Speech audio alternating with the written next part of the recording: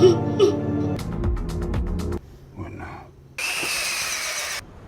it was. Welcome dear rockers. आज की movie में हम देखेंगे कि कई सेंचुरीज के बाद ह्यूमंस कैसे होंगे। आज से 5 मिलियन साल पहले इंसान नहीं थे, बल्कि बंदर और चिंपैंजी के पूर्वज रहा करते थे। कई लाख जनरेशन के बाद ये पूर्वज धीरे धीरे बंदर, चिंपैंजी और इंसान के रूप में इवॉल्व हुए। वे अपने वातावरण और जरूरतों के हिसाब से बदलने लगे। उनकी पूंछ गायब हुई। पहले तो वे 4 पैरों पर चलते थे, लेकिन बाद में सर उठाकर 2 पैरों पर चलने लगे। शरीर ही नहीं, दिमाग में भी बदलाव आया। तो जाहिर सी बात है कि आज से कई हजार साल बाद अगर इंसान जिंदा रहे तो और भी चीजें इवॉल्व होंगी, यानी बदलेंगी। इसका नतीजा क्या हो सकता है, यही इस मूवी की थीम है। चलिए तैयार हो जाइए इस हॉरर ड्रामा के लिए जिसका नाम है crimes of the future. Movie की शुरुआत आज से कई सेंचुरीज के बाद होती है। समुद्र तट पर एक लड़का रेत से खेल रहा होता है। उसकी माँ उसको डांटती है कि नीचे पड़ी कोई चीज मत उठाना। लड़का अंदर जाता है। उसकी माँ के चेहरे पर बेटे के प्रति जरा भी प्यार नजर नहीं आता। रात को लड़का ब्रश करता है और अचानक प्लास्टिक के बने डस्टबिन को चिकन की तरह एंजॉय करके खाता है। तब उसके मुंह से सफेद रंग का पदार्थ निकलता है। फिर वो सोने चला जाता है। तभी उसकी माँ उसके मुंह पर तकिया दबाकर बेरहमी से उसे मार डालती है। बेटे की हत्या करके वो अपने पति को कॉल करके कहती है कि मैंने उसे मार डाला, तुम आकर उसकी बॉडी को लेके जाओ और आइंदा मुझसे मत मिलने आना। इसके बाद वो फूट फूट कर रोती है। वो अपने बेटे से प्यार करती है, लेकिन अगर बेटा इंसान ही ना हो तो वो क्या करे बेचारी। बच्चे का बाप, जिसका नाम लैंग है, वो आकर अपने बेटे की लाश को देखकर बहुत रोता है। ये एक क्रांतिकारी जुट का लीडर है जो सरकार के खिलाफ लड़ रहा है। कहानी जिस समय की है तब इंसान बड़ी एडवांस्ड बायो टेक्नोलॉजी यूज करने लगे हैं। कई ऐसी मशीन्स बनाई गई हैं जो इंसान के शरीर के कई फंक्शंस को बाहर से ही ठीक करवा सकती है। एक ऐसी टेक्नोलॉजी से बने बेड पर अपना हीरो लेटा हुआ है और इसका नाम है टेंजर। ये इसकी पत्नी और मूवी की हीरोइन है जिसका नाम है कैप्राइज। इस जमाने में कोई स्कैन वगैरह नहीं करवाता, बल्कि एक मशीन से वे खुद की बॉडी के ऑर्गन्स और फंक्शंस को साफ साफ देख सकते हैं। पति पत्नी दोनों परफॉर्मिंग आर्टिस्ट हैं। वे लाइव परफॉर्मेंस देते हैं। किस चीज का लाइव परफॉर्मेंस, ये आगे जाकर पता चलेगा। कैप्राइज एक टैटू आर्टिस्ट भी है। वो देखती है कि टेंजर की बॉडी में एक अजीब सूजन है जो ट्यूमर जैसी दिख रही है। टेंजर एक एडवांस्ड बायोटेक्नोलॉजी चेयर पर बैठकर खाना खाता है, क्योंकि इस नई ट्यूमर की वजह से उसका डाइजेस्टिव सिस्टम ठीक से काम नहीं कर रहा होता है। ये चेयर उसको जरा हिला डुलाकर उसका खाना डाइजेस्ट करवा देती है और इसके गले में खाना तो उतरता ही नहीं।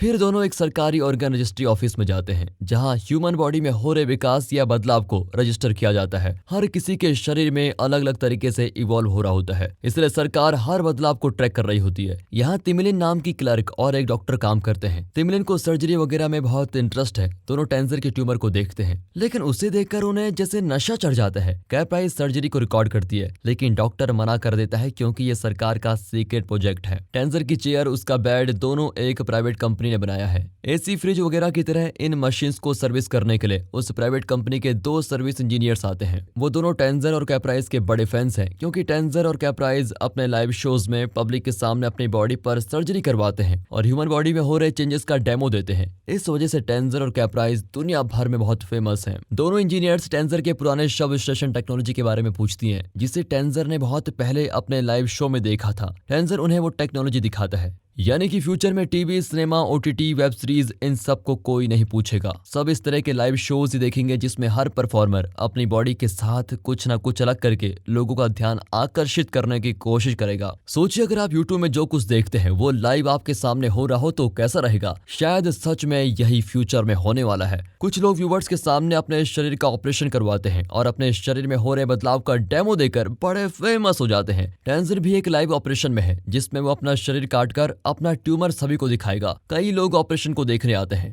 क्रांतिकारी लीडर लैंग, जिसका बेटा प्लास्टिक खा रहा था और उसकी मां ने उसे मार डाला, वो भी ऑपरेशन शो देखने आया होता है और चॉकलेट खाने लगता है। कैप्राइज एक रिमोट से टेंजर का ऑपरेशन करती है। टेंजर के शरीर में कई निशान हैं, मतलब उसके शरीर में कई बदलाव हुए हैं और उन्हें लाइव दिखाने के लिए उसने खुद पर कई ऑपरेशंस भी करवाए हैं। ये ऐसा वक्त है जब बार बार शरीर को काटकर ऑपरेशन करने से इंसानों को पेन किलर्स की आदत पड़ गई। कई 100 साल यही करते करते ह्यूमन बॉडी और ब्रेन में ऐसा इवोल्यूशन हुआ कि आज चोट लगने पर दर्द नहीं होता, बल्कि नशा सा चढ़ता है। कोई उनके शरीर को भी काट दे तो इन्हें दर्द नहीं होता, बल्कि बड़ा मजा आता है। इंसान का दिमाग भूल गया कि दर्द क्या चीज होती है। इतना ही नहीं, चोट लगने पर इन्फेक्शन भी नहीं होता। ऐसे गोलमाल वाले फ्यूचर में कैप्राइज रिमोट कंट्रोल से टेंजर पर ऑपरेट करती है। अब लाइव शो में ऑडियंस को अट्रैक्ट करने के लिए वो टेंजर के इंटरनल ऑर्गन पर टैटू भी करती है। क्या जमाना आने वाला है। खैर अब कैप्राइज उसके शरीर से ट्यूमर को काट कर निकालती है, लेकिन जैसा वे समझ रहे थे वो ट्यूमर नहीं बल्कि एक एक्स्ट्रा ऑर्गन है।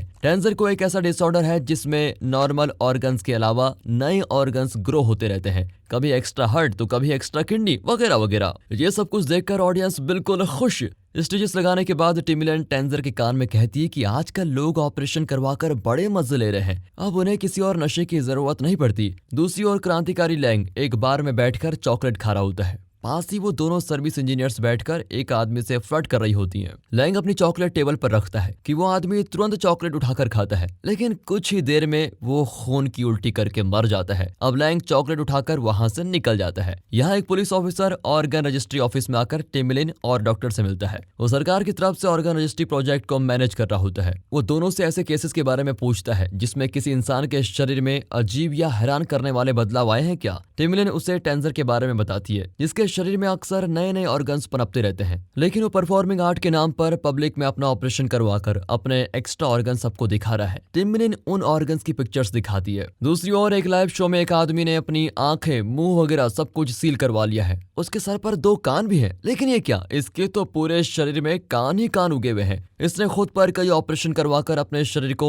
इस तरह चेंज कर दिया है। हर कोई अलग अलग ऑपरेशन करवाकर अपनी बॉडी को आर्टिफिशियली इवॉल्व कर रहा है। ये एक नशा सा बन गया है। इतने सारे कान हैं तो मुझे आंख की क्या जरूरत। ये कहकर उसने अपनी आंखें और मुंह सील करवा दिए हैं और इसका डेमो देकर वो एक लाइव शो कर रहा होता है। लोग अपने शरीर पर अक्सर ऑपरेशन करवाते हैं, वो भी बिना बेहोशी के। दरअसल अब इंसान जानते ही नहीं कि दर्द क्या चीज होती है। शरीर को काटने से उन्हें सिर्फ नशा ही नशा होता है। अब इन लोगों को क्या पता कि नशा जो करेगा वो जल्द ही मरेगा।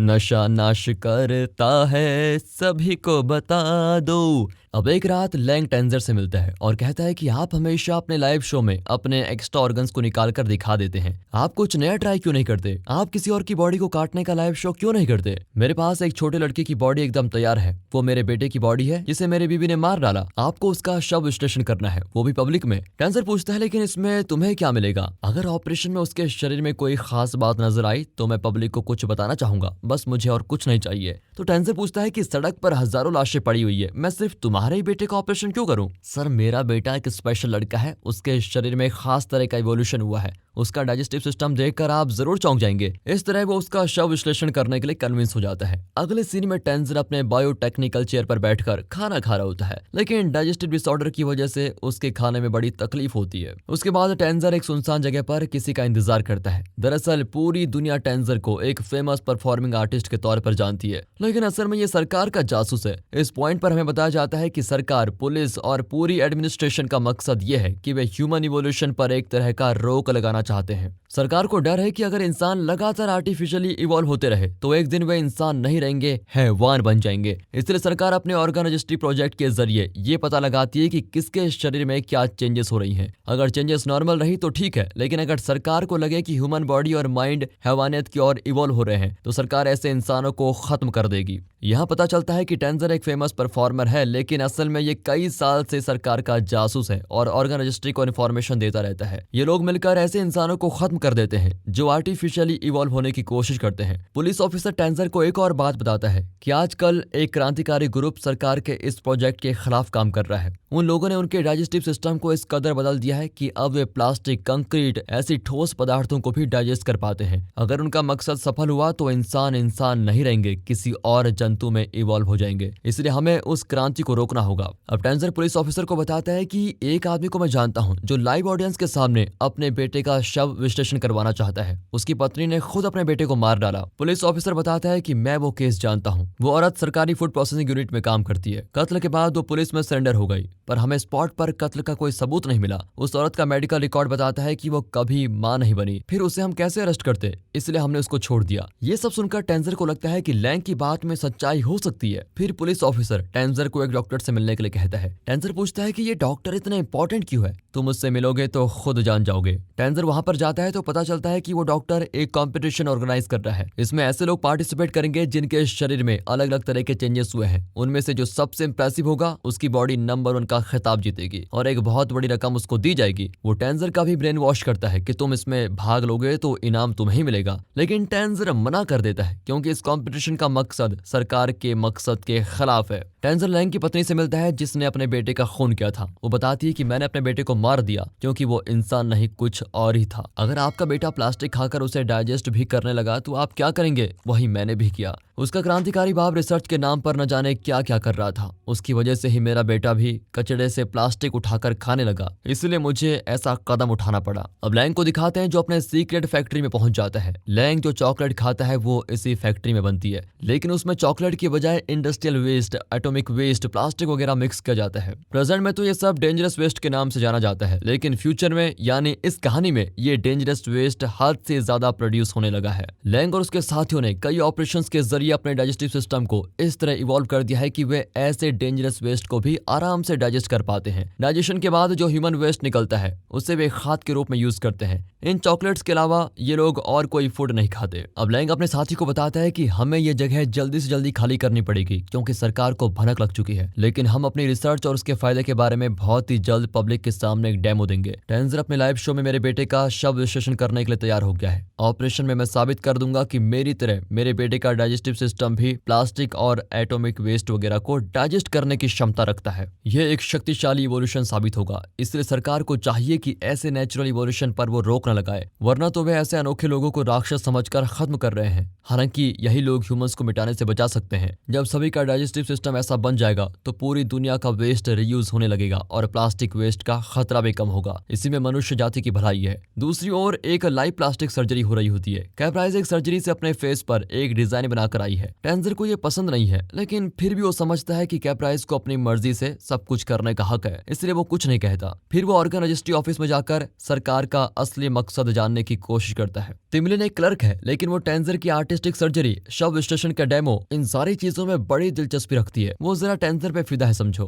वो टेंजर को सेड्यूस करने की कोशिश करती है और कहती है आप मुझ पर भी एक सर्जरी कीजिए ना। नो चांस, मैं दूध का दूल्हा डिसेंट पतिव्रता हूँ, ये कहकर टेंजर चला जाता है। फिर टेंजर और कैप्राइज लैंग के बेटे की बॉडी को देखने जाते हैं। लैंग ने अपने बेटे की लाश को एक बड़े फ्रीजर में रखा होता है। उसको देखकर कैप्राइज सहन नहीं कर पाती कि वे पब्लिक में इस मासूम बच्चे की बॉडी में नुमाइश करने वाले हैं, लेकिन टेंजर उसे कन्विंस कर लेता है और पुलिस ऑफिसर को भी खबर कर देता है। पुलिस ऑफिसर बड़ा खुश होता है क्योंकि ऑपरेशन देखने के लिए बच्चे का बाप यानी लैंग भी आएगा और तभी हम उसको पकड़ लेंगे और उस क्रांतिकारी ग्रुप को भी मिटा देंगे। लेकिन वो अपना प्लान टीजर को नहीं बताता, सिर्फ इतना कहता है कि तुम्हें यह ऑपरेशन जरूर करना चाहिए। अब उस डॉक्टर को दिखाते हैं जो बॉडी नंबर 1 कंपटीशन ऑर्गेनाइज कर रहा है। उससे मिलने के लिए वही 2 सर्विस इंजीनियर्स आती हैं। वे बताती है कि हम आपकी बायोटेक्नोलॉजी चेयर की सर्विस करने आई हैं। डॉक्टर उन्हें अंदर अलाउ करता है। कुछ देर बाद दोनों बाहर आती है। अंदर दिखाते हैं कि डॉक्टर अपनी बायोटेक्निकल चेयर में मरा पड़ा है। इसके सर पर किसी चीज से ड्रिलिंग की गई है। दरअसल ये दोनों सिर्फ नाम की इंजीनियर्स हैं, असल में ये भी सरकार की जासूस हैं। इवोल्यूशन को सपोर्ट करने वाले लोगों को खत्म करना ही इनका काम है। दूसरी ओर टेंजर उस बच्चे का शव विश्लेषण करने वाला होता है। कैप्राइज लोगों को बता रही होती है कि हम इस बच्चे के शरीर को चीर कर खोलने वाले हैं। ये लड़का प्लास्टिक खाकर उसे डाइजेस्ट कर पाता था। हमारा दावा है कि इस लड़के के डाइजेस्टिव ऑर्गन्स बिल्कुल अलग और बहुत स्ट्रॉन्ग है, इसी वजह से ये कठोर से कठोर चीजों को डाइजेस्ट कर पाता था। बच्चे का बाप लैंग भी बड़ी बेसब्री से ऑपरेशन का इंतजार करता है। अब वे बच्चे के शरीर को खोलते हैं, लेकिन स्ट्रॉन्ग ऑर्गन्स के बजाय उसमें सड़े हुए ऑर्गन्स मिलते हैं जिन्हें आर्टिफिशियली स्टिच किया गया है।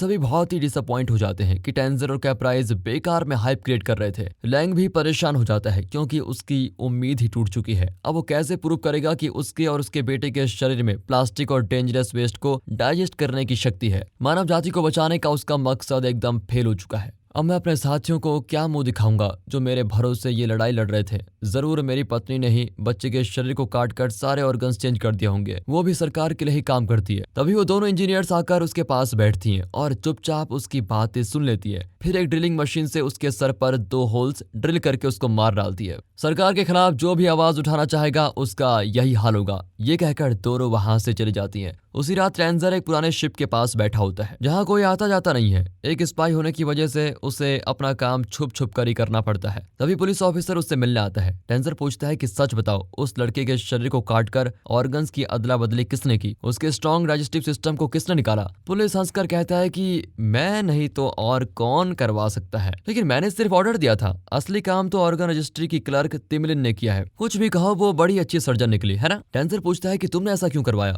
पुलिस ऑफिसर कहता है कि क्रांतिकारी अगर पब्लिक में प्रूव कर देते कि सरकार लोगों के हित में नहीं बल्कि उन्हें अपने कंट्रोल में रखने के लिए ये प्रोजेक्ट कर रही है तो हम लोग तो डूब ही जाएंगे ना। इसलिए मैंने ये प्लान बनाया था और आज के बाद कोई क्रांतिकारी नहीं बचेगा। इस तरह वो सरकार के कारनामों की लिस्ट बताता है। टेंजर को बड़ा गुस्सा आता है क्योंकि लैंग का मकसद और उसका काम वाकई सराहनीय है। वो इंसानियत और पर्यावरण को बचाने की सोच रहा था, लेकिन सरकार ने उसे खत्म कर दिया। अब टेंजर सरकार का जासूस बनकर नहीं रहना चाहता और अपनी नौकरी को लात मार कर चला जाता है। रात को उसे बड़ी तकलीफ होती है क्योंकि उसकी बॉडी में एक नया ऑर्गन पनप रहा होता है जो उसके डाइजेशन में और भी अड़चन पैदा करता है। कैप्राइज उसके पास ही लेट जाती है और उसे हिम्मत देती है। फिर उसे बायोटेक चेयर पर बैठाकर खाना देती है। वो बेचारा खाना नहीं खा पाता और दर्द के मारे बहुत रोने लगता है। फिर वो कैप्राइज को एक बॉक्स खोलने को कहता है। उसके अंदर लैंग की फैक्ट्री में बनी चॉकलेट होती है जिसे प्लास्टिक, एटॉमिक वेस्ट और दूसरे वेस्ट चीजों से बनाया गया है। टेंजर उसे खाने लगता है। नॉर्मल इंसान इसे खाते मर जाते हैं, इसलिए इसे सिर्फ वही लोग खा सकते हैं जिनका डाइजेस्टिव सिस्टम बहुत स्ट्रांग है। पर टेंजर इसको क्यों खा रहा है? उसे तो नॉर्मल खाना खाना चाहिए और वैसे भी उसे नॉर्मल खाना खाने में ही इतनी प्रॉब्लम हो जाती है। कैप्राइज उसका वीडियो रिकॉर्ड करती है। चॉकलेट खाकर टेंजर अपनी मौत का इंतजार करता है,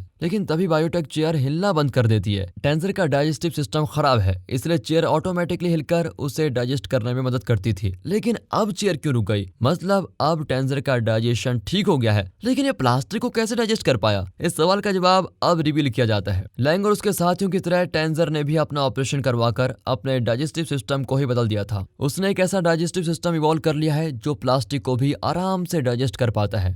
अब टेंजर बड़ा अच्छे से मुस्कुराता है। वो बहुत खुश है कि वो अपने शरीर का ऑपरेशन करवाएगा और दुनिया को दिखा देगा कि इस तरह के आर्टिफिशियल इवोल्यूशन से इंसान प्लास्टिक और दूसरे वेस्ट को खाकर आराम से डाइजेस्ट कर पाता है। अब उन्हें प्लास्टिक से डरने की जरूरत नहीं है। जो काम लैंग नहीं कर पाया, टेंजर ने उसे करने का फैसला कर लिया है। उसने इतने साल सरकार का साथ देकर जो गलती की है, अब वो उसका प्रायश्चित करना चाहता है और टेंजर के फैसले के साथ ही ये मूवी होती है खत्म। तो दोस्तों, कैसी लगी आपको ये मूवी? अगर ये वीडियो अच्छी लगी हो, मूवी अच्छी लगी हो, स्टोरी अच्छी लगी हो, एक्सप्लेनेशन अच्छा लगा हो तो लाइक कीजिए, ज्यादा से ज्यादा शेयर करें, चैनल को सब्सक्राइब करें। मिलता है अगली वीडियो में, तब तक के लिए गुड बाय, अपना ख्याल रखें and finally thanks for watching.